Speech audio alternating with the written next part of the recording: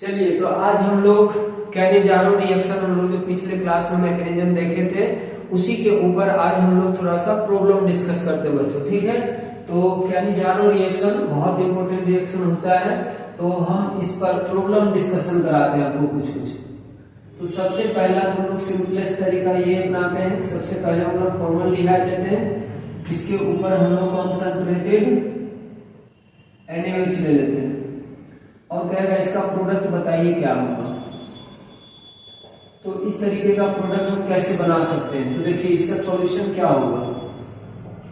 तो हमें ये चीज हमेशा याद रखना होता है कि पहले तो हमें रिएक्शन को पहचानना पड़ेगा। पहले हमें क्या करना पड़ेगा बच्चों, रिएक्शन को पहचानना पड़ता है। रिएक्शन पहचानने के यही तरीका होगा कि अगर आपके रिएक्टेंट में कभी भी एल्डिहाइड या कीटोन वैसा होना चाहिए जिसके पास लिविंग ग्रुप नहीं होना चाहिए और अल्फा हाइड्रोजन नहीं होना चाहिए। दो कंडीशन है, लिविंग ग्रुप नहीं होना चाहिए और अल्फा हाइड्रोजन नहीं होना चाहिए। वैसे एल्डिहाइड कॉन्सेंट्रेटेड बेस NaOH या KOH या और भी स्ट्रॉन्गर बेस में कैनिजारो रिएक्शन शो करते हैं। तो हमको यहाँ दिख रहा है कि इस एल्डिहाइड के पास ना तो अल्फा हाइड्रोजन है और ना ही इसके पास लिविंग ग्रुप है, और बेस जो है बच्चों को कॉन्सेंट्रेटेड NaOH दिया हुआ है। इसका मतलब हो गया कि ये सफिशिएंट कंडीशन दिख रहा है कैनिजारो रिएक्शन करवाने का। तो कैनिजारो रिएक्शन में होता क्या है, तो हमेशा याद रखें कैनिजारो रिएक्शन का जो प्रोडक्ट बनता है वो हम दो मॉलिक्यूल को कंसीडर करके एक्सप्लेन करते हैं। इसीलिए सवाल में यहाँ पर एक मॉलिक्यूल लिखा हुआ रहता जरूर है, लेकिन हमें ये याद रखना पड़ता है कि कैनिजारो रिएक्शन में दो ऐसे मॉलिक्यूल हमको लेकर के प्रोडक्ट फॉर्मेशन करना होता है। तो इसीलिए हम इस तरह के कैनिजारो को एक नाम भी दे सकते हैं, वो है सिंपल कैनिजारो। Simple Cannizzaro. अभी हम लोग सारा सवाल सिंपल कैनिजारो का करके देखते हैं। तो अब यहाँ पर बच्चों होगा क्या, तो अगर आप मैकेनिज्म के हिसाब से चलें तो हम लोग सबसे पहले एक मॉलिक्यूल कंसीडर करते हैं, इसका एक मॉलिक्यूल कंसीडर करते हैं अपने में, और हमें मालूम है कि इसका और इसके साथ बेस और एल्डिहाइड के साथ जो रिएक्शन हो सकता है, पॉसिबल रिएक्शन, वो यही हो सकता है क्योंकि इसके ऊपर पॉजिटिव चार्ज डेंसिटी है और ये OH minus as a nucleophile अभी फर्स्ट स्टेप में रिएक्शन करेगा, और यहाँ से पाई इलेक्ट्रॉन डेंसिटी जो है वो ऑक्सीजन की तरफ शिफ्ट करके, अब यहाँ पर देखिए ये पहले तो ये बन जाएगा और यहाँ पर आ गया OH। अब ये जो OH बनता है, ठीक है, ये जो एनाइन बना है, ये एनाइन क्या करता है, साइमल्टेनियसली एक अल्कोहल मॉलिक्यूल के ऊपर यहाँ से हाइड्रोजन को ट्रांसफर करता है। यहाँ से किसको ट्रांसफर करता है, हाइड्रोजन को ट्रांसफर करेगा। तो देखिए जो मॉलिक्यूल ये था वही मॉलिक्यूल हम वापस कंसीडर कर लिए हैं, और यहाँ से ये इलेक्ट्रॉन रिलीजिंग पावर का यूज करेगा और यहाँ से हाइड्रोजन इसके ऊपर ट्रांसफर हो जाएगा और यहाँ से ये बॉन्ड फिर से इधर आ जाएगा। तो यहाँ से आ गया हमारा H, फिर से हो गया C डबल बॉन्ड O, और ये आ गया OH, और ये आ गया फिर से यहाँ पर O माइनस, और यहाँ पर 3 गो H लग जाएगा। और ये चूंकि एसिड है वापस, और ये वापस फिर से बेस होता है, इसलिए ये दोनों आपस में रिएक्शन करके यहाँ से H ट्रांसफर होकर यहाँ चला जाएगा। तो ये हमारा बन गया इस तरीके का कुछ प्रोडक्ट Na+ हम ला सकते हैं, क्योंकि मीडियम में हमारा ढेर सारा Na+ है, तो जहां माइनस है वहां पर ये प्लस अपने आप आ जाएगा और हमें मिल जाएगा ये वाला अल्कोहल। ये वाला क्या मिल जाएगा, अल्कोहल हमें मिल जाएगा। इस तरीके से देखिए हमारा इस रिएक्शन का प्रोडक्ट फॉर्मेशन हो गया। अगर हम दूसरा सवाल में आपको सेम तरह से आप करना चाहेंगे तो एक चीज यहाँ पर ध्यान रखिए कि ये जो RDS वाला स्टेप है, चूंकि इसमें हाइड्रोजन का ट्रांसफर हो रहा है, इसीलिए यहाँ पर आइसोटोप्स बदलने से इस रिएक्शन का रेट बदल सकता है। इसीलिए इसमें एक वर्ड यूज किया जाएगा कि कैनिजारो रिएक्शन जो होता है आइसोटोपिक काइनेटिक इफेक्ट को शो करता है। मतलब हम यहाँ ये लिख सकते हैं कि आइसोटोपिक काइनेटिक इफेक्ट ऑब्जर्व, इसमें हम लोग का काइनेटिक आइसोटोपिक इफेक्ट ऑब्जर्व होता है।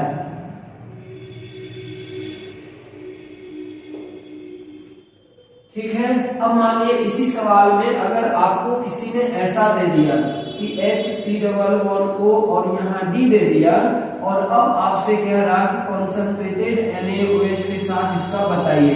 तो आपको सिंपल कहने जा रहा हूं मैं, यही बात का ध्यान देना होगा कि अगर हम गौर से देखिए मैकेनिज्म के थ्रू प्रोडक्ट बनाना होगा, लेकिन बार बार हम इतना यूज ना करना चाहे तो हम ये ध्यान रख सकते हैं डायरेक्टली इसका ट्रिक के फॉर्म में कि आप इसका 2 मॉलिक्यूल मान लें, आप इसका अपने दिमाग में 2 मॉलिक्यूल रखें, तो 2 मॉलिक्यूल में से एक मॉलिक्यूल का एसिड सॉल्ट बनाएं और एक मॉलिक्यूल का क्या कर ले बच्चों, अल्कोहल बना ले। तो अगर हम इसी को पहले चलिए शॉर्टकट कर देते हैं आपके लिए, अगर हम इसको शॉर्टकट में बताएं, पहले तो हम मैकेनिज्म से देख लिए डिटेल से, हम जब भी कैनिजारो रिएक्शन देखते हैं तो अगर हमको लगता है ये सिंपल कैनिजारो है, एक ही मॉलिक्यूल वहां लिखा होगा, तो अपने मन से हम ऐसा 2 मॉलिक्यूल कंसीडर कर लेंगे, जो भी क्वेश्चन में दिया गया होगा उसी को हम 2 बार लिख लेंगे, और यहाँ पर NaOH दिया जाता है। तो इन्हीं 2 में से किसी भी एक मॉलिक्यूल को हम लोग एसिड में चेंज कर लेंगे, और एसिड में एक्चुअली उसी को चेंज करते हैं जिसके ऊपर OH का अटैक होता है। अगर गौर से देखेंगे तो जिसका OH का अटैक हुआ था वही एल्डिहाइड मॉलिक्यूल फाइनल एसिड में आया है। यहाँ भी आप देख सकते हैं, अगर गौर से यहाँ से तक मैकेनिज्म को देखें तो जिस एल्डिहाइड के ऊपर OH का अटैक हुआ है उसी एल्डिहाइड फाइनल क्या हुआ है, एसिड में कन्वर्ट हुआ है, और दूसरा जो एल्डिहाइड मॉलिक्यूल जिसके ऊपर हाइड्रोजन ट्रांसफर हुआ है वो वाला किसमें कन्वर्ट हो जाता है बच्चों, अल्कोहल में कन्वर्ट हो जाता है। तो यही इसका ट्रिक है कि 2 एल्डिहाइड में से एक एल्डिहाइड एसिड में जाएगा और बचा हुआ एल्डिहाइड जो है वो अल्कोहल में जाएगा। अब सवाल है कि हम चेंज कैसे करेंगे, तो देखिए एसिड में अगर कन्वर्ट करना हो आपको तो जो रखा हुआ वो रखिए, एक हाइड्रोजन यहाँ से हटा बस यहाँ पर O- लगा दीजिए, और ये जो आप हाइड्रोजन हटाते हैं वो यहाँ पर डाल दीजिए, ठीक है, वो यहाँ पर डाल दीजिए, और यहाँ पर भी एक H लगा दीजिए। अल्कोहल बनाने का यही तरीका होता है कि इस कार्बन पर भी एक H और इस कार्बन पर भी एक H लगा दीजिएगा, तो ये इस तरीके से कन्वर्ट हमारा हो जाता है। अब हम लोग देखते हैं थोड़ा आइसोटॉप्स बदल करके अगर सवाल आता है तो किस तरीके से आएगा। चलिए हम इसको मिटा देते हैं। अगर मान लिया जाए कि इसी क्वेश्चन में हम इस तरीके से लिखते हैं, मान लिए एक H कर देते हैं और एक D कर देते हैं, और फिर हम यहाँ पर NaOH ले लेते हैं कॉन्सेंट्रेटेड, या 50% NaOH लिखा हुआ रहता है। अब बताइए इसका क्या प्रोडक्ट होगा, आप लोग थोड़ा खुद से सोच सकते हैं तो सोचिए। अब अगर हम लोग इसको देखते हैं बच्चों कि इसका क्या प्रोडक्ट बनेगा, तो आप गौर से देखिए, फिर से यही है, सेम एल्डिहाइड है, तो ऐसा ऐसा हम 2 एल्डिहाइड मॉलिक्यूल को कंसीडर कर लेंगे। अब हम शॉर्टकट बना रहे हैं, ऐसा ऐसा हम इसको 2 बार लिख लेंगे, ठीक है, और यहाँ पर हम लोग NaOH ले लिए। अब हमें पता है कि दोनों में से किसी भी एक मॉलिक्यूल को एसिड सॉल्ट में बनाना है, दूसरे मॉलिक्यूल का अल्कोहल बनाना। अब सवाल है किसको बनाए किसको हटाए, तो हमें मालूम है कि यहाँ और यहाँ H और D है, तो इन दोनों में से कोई न कोई एक इसके ऊपर ट्रांसफर जरूर हुआ होगा, इन दोनों में से कोई एक ना एक इस पे ट्रांसफर जरूर हुआ होगा। अब सवाल है H और D में से कौन जाएगा, तो चूंकि CH बॉन्ड जो है वो थोड़ा वीक होता है CD बॉन्ड के कंपैरिजन में, इसीलिए H और D में से H का ट्रांसफर यहाँ तेज होगा। तो सोचिए यहाँ से अगर H का ट्रांसफर कर देंगे तो वहां बच जाएगा एक D, और इस C+O पर O, और यहाँ पर हमें लगा देना O-, और ये O- जो एक्चुअली आया है वो बेस से आता है। अगर मैकेनिज्म आप ध्यान देंगे तो OH ही यहाँ पर गया था और H यहाँ आ गया, तो OH से फिर H आपका ट्रांसफर हो गया अल्कोहल के ऊपर, तो हम यहाँ पर कर देंगे H। इसका बच्चों हम लोग यहाँ पर ले आए, H को हटा दिए हैं और ये लगा दिए। इसका अल्कोहल बनाना, अब इसका अल्कोहल कैसे बनाते हैं, तो पहले एक H जो था वो तो लिख लिया जाए, जो जहां है वहां लिख लिया जाए, और इस ऑक्सीजन को सिंगल बॉन्ड में कन्वर्ट कर दे। तो जो चीज आप यहाँ से ट्रांसफर करते हो वो जाएगा कार्बन पर। हम क्या बोले कि जो चीज यहाँ से ट्रांसफर हो रहा था एल्डिहाइड से वो जाएगा कार्बन पर, और जो चीज यहाँ से यहाँ अटैक किया था वो जाएगा H पर। तो चूंकि यहाँ भी OH है इसलिए यहाँ पर भी क्या लगेगा, OH लगेगा। तो इसका प्रोडक्ट देखिए ये वाला हो जाएगा। क्लियर है ये बात भी। हम थोड़ा सा और बदल कर देखते हैं, और बदल कर क्या देखेंगे, हम इस बार बेस को भी आइसोटॉप्स से रिप्लेस करके देखते हैं। अगर मान लिया जाए कि हम यहाँ पर डी कर दिए और यहाँ पर भी हम ये वाला सवाल दे दिए, मान लिया हम यहाँ पर NaOD कर दिए, क्या कर देते हैं NaOD कर देते हैं, और ये है कॉन्सेंट्रेटेड में, मीडियम में। तो अब बताइए क्या होगा, तब यहाँ पर जिसको मैकेनिज्म का नॉलेज है ना वही सब सही ढंग से कर पाएगा, वरना क्या होगा कंफ्यूजन बहुत ज्यादा हो जाएगा कि कहाँ पर डी लगाना, कहाँ पर एच लगाना। इसीलिए मैकेनिज्म के थ्रू थोड़ा सा प्रैक्टिस जरूर करें, शॉर्टकट तो ठीक है लेकिन मैकेनिज्म के थ्रू प्रैक्टिस जरूरी है। अब जैसे देखिए हम अगर इसको बाय प्रोसेस बना के एक बार देखें तो हम लोग क्या कर सकते हैं, हमें मालूम है कि दो मॉलिक्यूल में से एक मॉलिक्यूल के ऊपर NaOD का अटैक हुआ, Na+OD माइनस, OD माइनस पहले यहाँ अटैक करेगा, ये बॉन्ड ऊपर चला गया, फिर से देखिए H, ये आ गया O माइनस, फिर से हो गया ये D, फिर से हो गया यहाँ पर OD। अब ये वाला जो है यही हमारा दूसरे एल्डिहाइड मॉलिक्यूल जो इस कंटेनर में रखे होंगे रिएक्शन कंटेनर में, उसके ऊपर अपना ये ट्रांसफर करता है D या H को, लेकिन हमें मालूम है कि H और D में से H का ट्रांसफर फास्ट होगा बॉन्ड वीक होने की वजह से, इसलिए ऐसा हो जाएगा। अब बताइए क्या हो गया ये, अब आ गया हमारा फिर से D, फिर से O और यहाँ पर आ गया OD।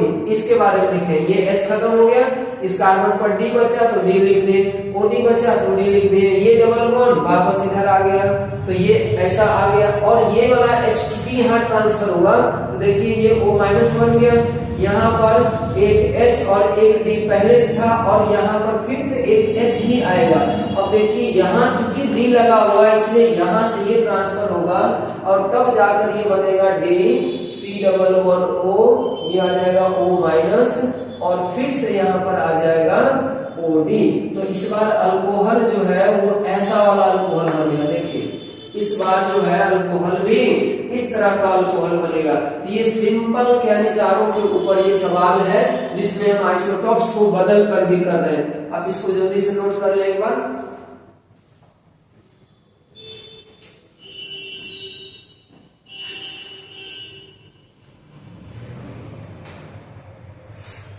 चलिए तो ये भी हो गया आपका, तो आइसोटॉप्स का भी क्लियरेंस हो गया कि आइसोटॉप्स इसमें कैसे कैसे हम बदल सकते हैं। तो ये बच्चों हो गया सिंपल कैनिजारो का कहानी, ठीक। अब इसी में देखिए एक दिक्कत ये आएगा आपको जिसकी हम चर्चा कर रहे थे कि लिविंग ग्रुप नहीं होना चाहिए। कभी कभी इसमें इंसर्शन रीजन जैसा सवाल भी पूछ सकता है, जैसे मान लिया जाए कि कुछ लोग ना ऐसे याद रखते हैं कि एक ऐसा एल्डिहाइड जिसके पास अल्फा हाइड्रोजन नहीं होगा वो कैनिजारो रिएक्शन शो करेगा। तो बच्चों यहाँ पर हम इस तरीके का ले लेते हैं कंसंट्रेटेड के मीडियम में या 50% NaOH के साथ। तो क्या इस एल्डिहाइड में कैनिजारो रिएक्शन होगा क्या इस एल्डिहाइड का ऑक्सीडेशन और रिडक्शन होगा क्या? तो अब हम लोग देखते हैं कि यहाँ पर क्या हो पाता है। इसीलिए बच्चों शुरू में ही आपको कंडीशन बताएं कि वैसा एल्डिहाइड चाहिए जिसके पास अल्फा हाइड्रोजन भी नहीं होना चाहिए और साथ ही साथ उस कार्बन पर लिविंग ग्रुप भी नहीं होना चाहिए। ऐसा हम क्यों बोल रहे हैं लिविंग ग्रुप नहीं होना चाहिए? क्योंकि हम पहली बार देख रहे हैं कि फर्स्ट अटेम्प्ट में जो ये रिएक्शन होता है वो एक तरह से न्यूक्लियोफाइल इसके ऊपर ऐड होता है, एक तरह से इसके ऊपर न्यूक्लियोफाइल ऐड होता है। अब न्यूक्लियोफाइल ऐड होने के बाद ऐसा प्रोडक्ट बन रहा था, देख लीजिए अब ये इस तरीके से प्रोडक्ट बना रहा है। अब सोचिए कि अगर इस सेंटर पर ये टेट्राहेड्रल सेंटर पर अगर कोई लिविंग ग्रुप बन गया तो फिर तो हाइड्रोजन दूसरे मॉलिक्यूल के ऊपर ट्रांसफर होगा ही नहीं। क्यों नहीं होगा? क्योंकि ये जो O- है जब वो इलेक्ट्रॉन अपना देगा तो यहाँ से फिर H मूव नहीं कर पाएगा, जबकि जो लिविंग ग्रुप है वही बाहर चला जाएगा। और जैसे ये लिविंग ग्रुप बाहर जाएगा तो एक तरह से ये फिर से आपको इस तरीके का प्रोडक्ट बना देगा और यहाँ CCl3 माइनस हो जाएगा। मतलब कि ये जो है वो SNAE टाइप का मैकेनिज्म शो कर गया। लिविंग ग्रुप होने की वजह से sp2 कार्बन पर लिविंग ग्रुप होने की वजह से पहले एडिशन हुआ और फिर एलिमिनेशन हो जाएगा। तो यहाँ तो SNAE वाला मैकेनिज्म का पार्ट ज्यादा एक्टिव हो जाएगा, ठीक है। तो ये ऐसा बन जाएगा और ऐसा बनते ही आपको मालूम है कि यहाँ से फिर H इसके ऊपर चला जाता है और ये बन जाएगा बच्चों क्लोरोफॉर्म। इसीलिए ऐसा वाला प्रोडक्ट ऐसा वाला रिएक्टेंट जो है वो आपको आयोडोफॉर्म टेस्ट दे देता है, बल्कि कैनिजारो रिएक्शन नहीं दे पाएगा, क्योंकि इसका ऑक्सीडेशन और रिडक्शन नहीं हो पाता।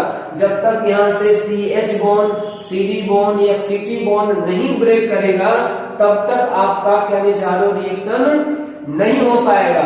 और ये टूटने में मजबूर तभी होता है जब यहाँ पर कोई भी लिविंग ग्रुप नहीं होना चाहिए। अगर लिविंग ग्रुप रहेगा तो CH बॉन्ड ना टूट करके वो लिविंग ग्रुप वाला बॉन्ड ही टूट जाएगा। तो ये बच्चों ध्यान रखना, इस टाइप का कोई भी एल्डिहाइड आएगा तो ये कैनिजारो रिएक्शन शो नहीं करेगा।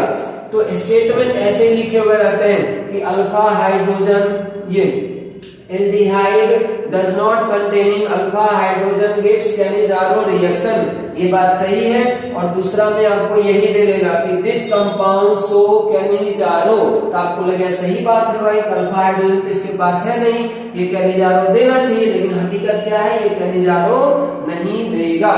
ठीक है, ये बात अच्छे से समझ लें आप। उसके बाद हम फॉर्मल्डिहाइड के बाद बेंजल्डिहाइड के ऊपर भी रिएक्शन करवा सकते हैं। अब तो बात सेम टू सेम चलेगा, कोई अंतर नहीं है, बस H को हटा के हम रिंग लगा दिए हैं तो कॉन्सेंट्रेटेड NaOH हो गया। ठीक है, तो ये आ गया आपका, फिर से यहाँ पर अटैक करिए, मतलब सेम टू सेम बनेगा, कोई दिक्कत नहीं। यहाँ पर फिर से एक एसिड सॉल्ट बन जाएगा और यहाँ पर एल्डिहाइड बन जाएगा। तो बच्चों आज हम लोग सिंपल कैनिजारो के ऊपर सारा सवाल कर चुके। आइसोटॉप्स से क्या फर्क पड़ता है, बेस में आइसोटॉप्स चेंज करते हैं तो प्रोडक्ट कैसे बदलता है, एल्डिहाइड में आइसोटॉप्स चेंज करते हैं तो प्रोडक्ट कैसे बदलता है, ये दोनों चीज हम लोग देख चुके हैं। तो अगले वीडियो में हम लोग इसका सीखेंगे इंटरमॉलिक्यूलर कैनिजारो और इंट्रामॉलिक्यूलर कैनिजारो। वहां पर बच्चों सही मायने में जज हो पाता है कि OH आखिर किस पे अटैक होगा, क्योंकि इतना फिक्स है जिसके ऊपर OH का अटैक होता है वही मॉलिक्यूल एसिड में जाएगा। लेकिन ये अब हमें जज करना पड़ेगा, जब अलग अलग मॉलिक्यूल आ जाएगा तब ये हमें जज करना पड़ेगा कि आखिर OH का अटैक करेंगे तो करेंगे किसके ऊपर। यहाँ सेम मॉलिक्यूल होने की वजह से ये बात का कोई मतलब ही नहीं रह जाता कि किसके ऊपर OH का अटैक हो रहा है। इसलिए हम सिंपल कैनिजारो में ये बात रट लेते हैं या बता देते हैं कि जे एक मॉलिक्यूल को एल्डिहाइड में, एक मॉलिक्यूल एल्डिहाइड को आपको एसिड सॉल्ट में बदल देना है और एक मॉलिक्यूल का क्या करना, अल्कोहल बना देना, कोई फर्क नहीं पड़ता। लेकिन जब हम इंटरमॉलिक्यूलर सीखेंगे या इंट्रामॉलिक्यूलर सीखेंगे तब हमको इस बात का समझ बढ़ाना पड़ेगा कि आखिर OH का अटैक होगा किस पे। तो चलिए आज के लिए हम लोग यहीं तक रखते हैं। अगले वीडियो में हम लोग बनाएंगे इंटरमॉलिक्यूलर कैनिजारो और इंट्रामॉलिक्यूलर कैनिजारो के ऊपर सवाल करेंगे। ठीक है, और भी अच्छे अच्छे सवाल हम लोग इसके ऊपर डिस्कस करेंगे।